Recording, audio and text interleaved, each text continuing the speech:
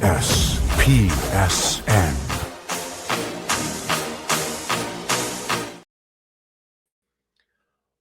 into another exciting episode of the Scene Project Sports Network. I am your host, Bubba Starts, and with me today is the founder of Kelly Performance and Wellness, Jacqueline Kelly. Welcome into the show, Jacqueline. Thank you very much. I'm excited to be here. Yeah, well, you have a very exciting job. I know that you just picked up a new contract with a brand new National Women's Soccer League team. But before we get into that, want to give you the floor here. Give us a little bit of your backstory and kind of how you got to this point. Yes. Through blood, sweat, and tears, I think. Started right out of college doing personal training and strength and conditioning. Always with some sort of mindfulness before sports psychology was cool. And then went back to school to get my master's in sports psychology and then on to many other certifications and education things, but to get the CMPC or Certified Mental Performance Coach. I've owned my own business for a lot of years, but I've also worked in universities. I've worked with the military and now working with the Boston Legacy FC.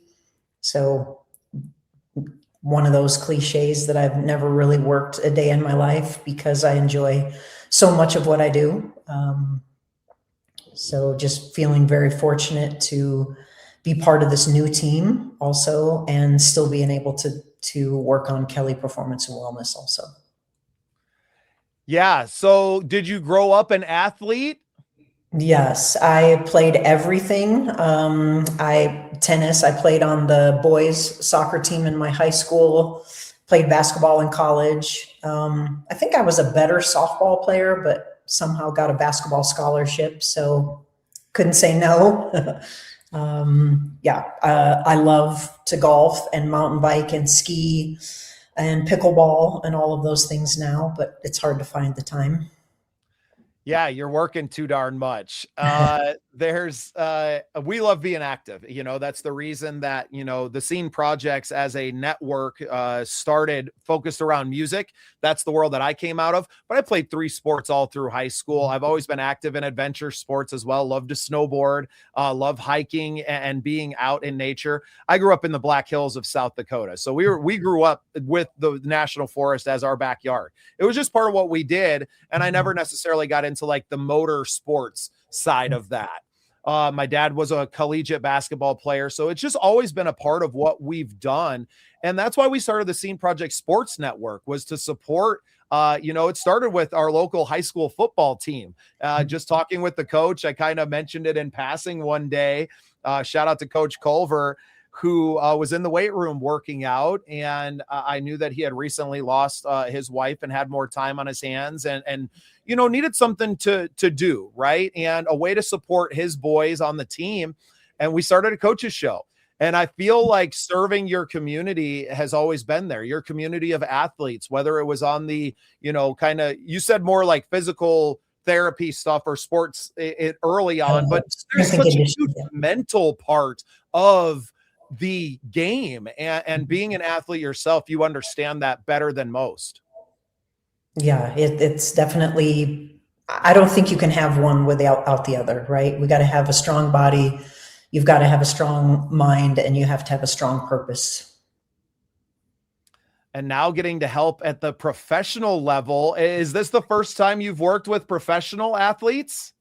I have worked with professional athletes one-on-one, but I have never worked with a team. So yes, my first experience, and it's pretty exciting. Now, I know this is relatively new, so have you begun work with the team already?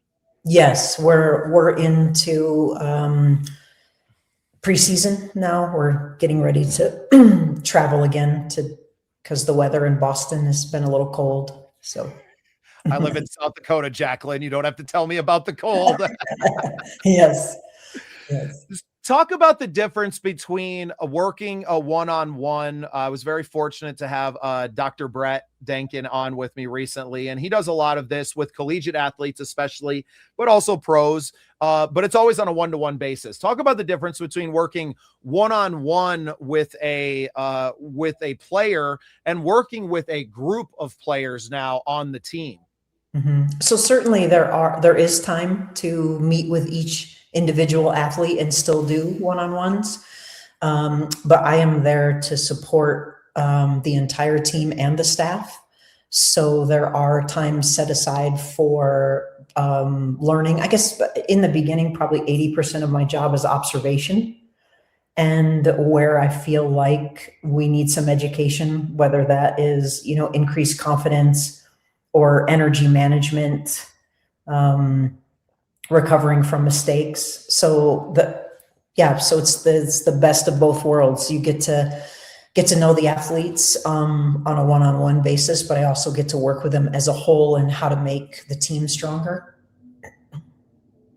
Is it fairly common with professional teams to have someone in this position now? Because I don't feel like this was, especially for me growing up, in the, early aughts when I was in high school, even in the collegiate programs at that time, 20 years ago, that this was really part of every single team, that you had a sports psychologist or, someone in this coaching realm working on the mental game. Is this relatively new to the industry as a whole? For sure. Yes. We maybe got a little bit more recognition with the military.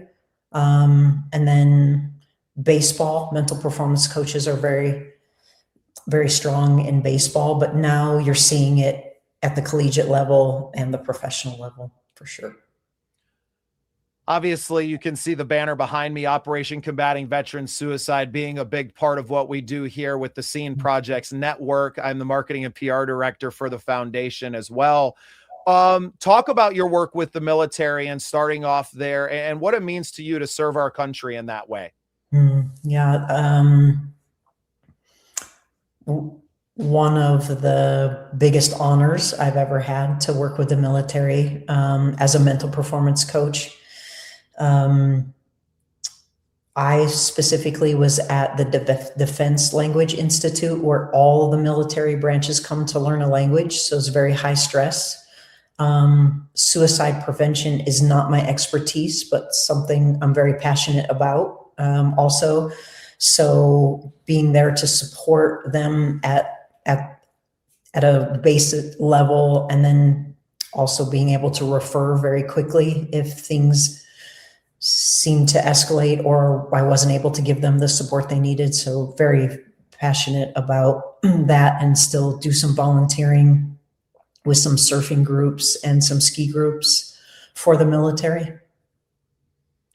Just incredible. I don't think enough of us civilians understand the amount of stress, especially these very young people are under going through boot camp or going through training. And I mean, most people, it's a young man's, industry, right? The military is. It's not necessarily something where you're dealing with very fully fledged adults who have a lot of those, and the military at their very base are made to take you as a very moldable piece of clay to break you down and to build you back up.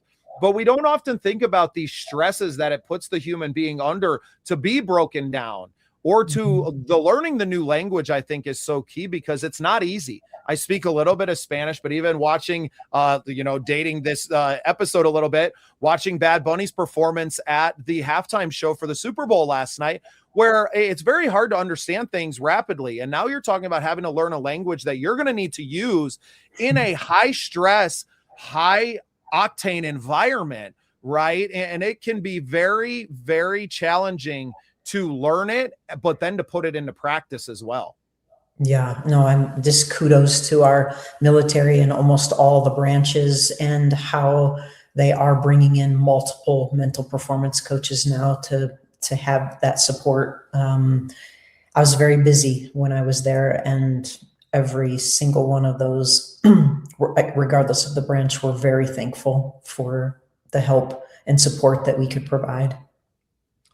I think we just need someone to tell us that, like, it's okay that this is hard, right? A very basic line. It seems kind of silly to say it, but it's supposed to be challenging, and you're going to get through it. And having just that, like, those small reassurances can be so important. It's not, life isn't easy in general, and to work under high stress environments, whether it's on the field or it's on the battlefield, are extremely stressful. And it's a reason that the suicide rates for our military are as high as they are. And I don't think that there's enough credit given to these soldiers, whether they're still enlisted or retired from the military, for what they've been through and what they go through on a daily basis.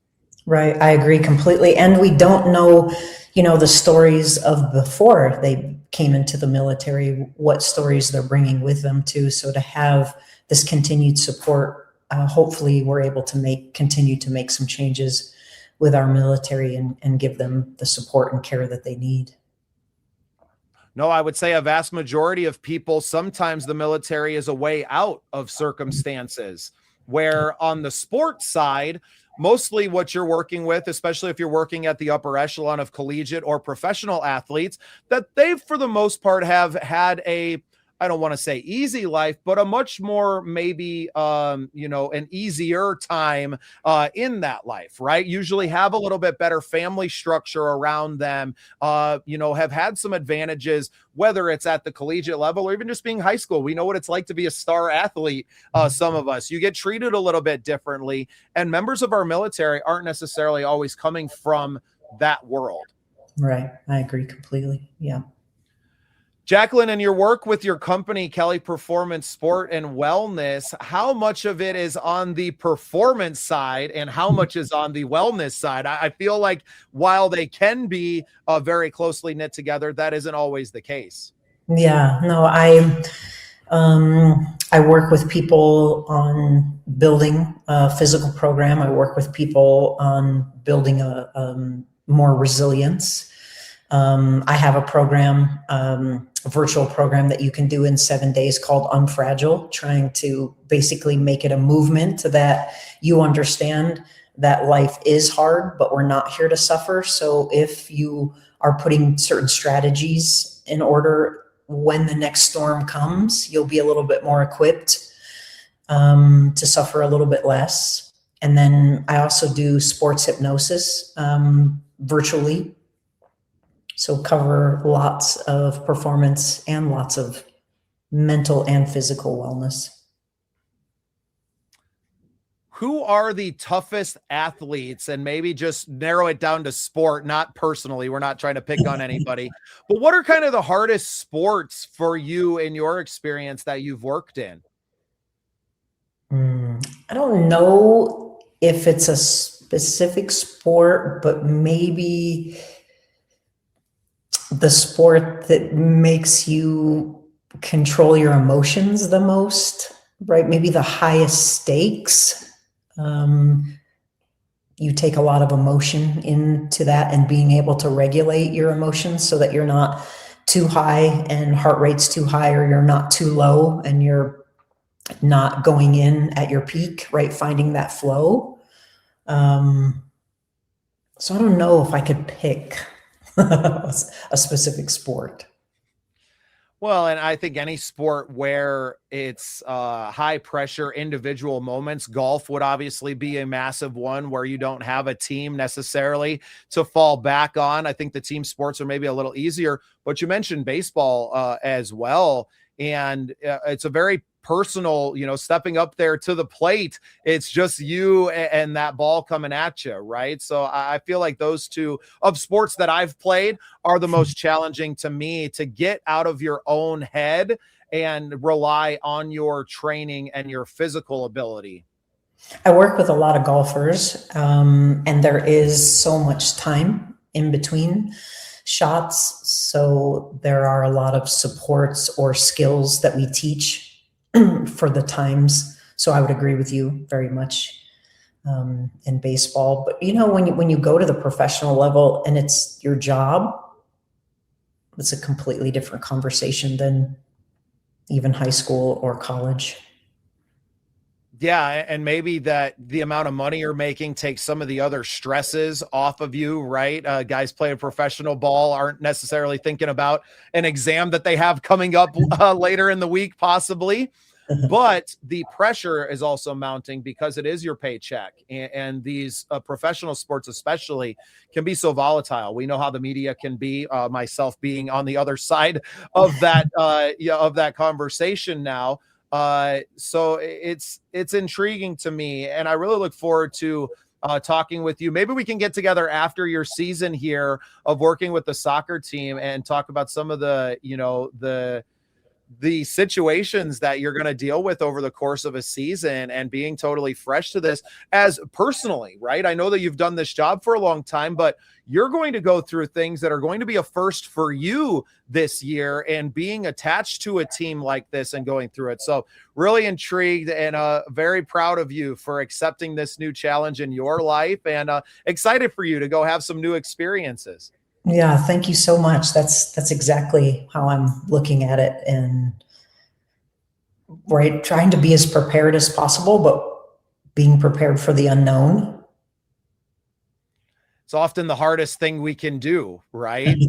I've lived most of my life kind of shooting from the hip, so I find myself kind of innately prepared for those moments. But I still, have to respect that other people necessarily haven't had that lived experience. So, Jacqueline, I appreciate you taking some time for me today. This has been a lot of fun. Yeah, this is great. It's great to meet you. Go ahead and tell everybody where they can find your company, where they can get a hold of you if they need some help in the psychology department or on the performance side of things as well. Yeah, so it's www.kellyperformancewellness.com, and all of my information there, the information about my book coming out, Unfragile, the program, and anything you need is on there. Fantastic. Well, we're looking forward. I hope everybody goes and gets a copy of that new book when it comes out. We're going to be watching this new Boston team out in the National Women's Soccer League and Football League, rather, and getting to enjoy some really great performances on the field. Jacqueline, thank you for taking a little bit of time for me, and thank you for being part of the scene. Thank you very much.